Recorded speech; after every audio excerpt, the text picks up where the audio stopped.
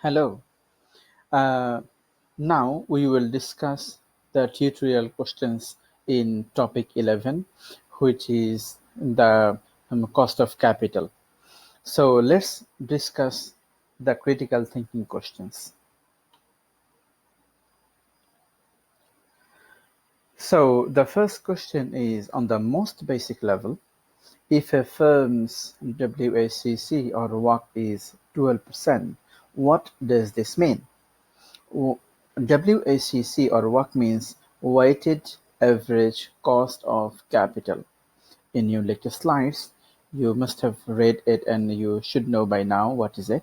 It's just simply we are just calculating what's the average cost of capital, and we are giving this cost as some weight. Because let's say we may have more equity and less debt, so our cost of equity should get more weight and our cost of debt should get less weight. So here in work, we calculate the average cost of capital and we give weight for each cost of capital, and then we then average them. So if a firm's WACC is 12%, it means that the minimum rate of return, the minimum profit rate the firm must need to earn um, is 12% to make it profitable. If the company earns less than 12%, the company is making a loss. If the company is earning more than 12%, the company is making a profit.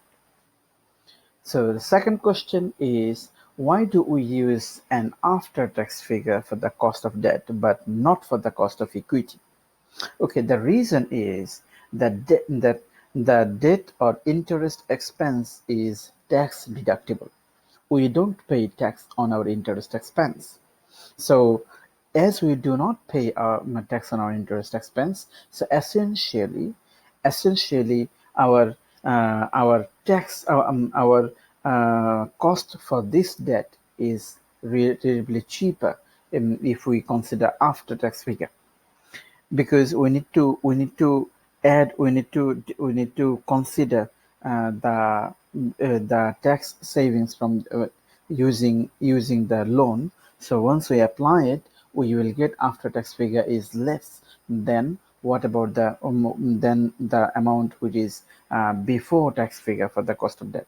But this is not the same for the equity, because equity is not tax exempted.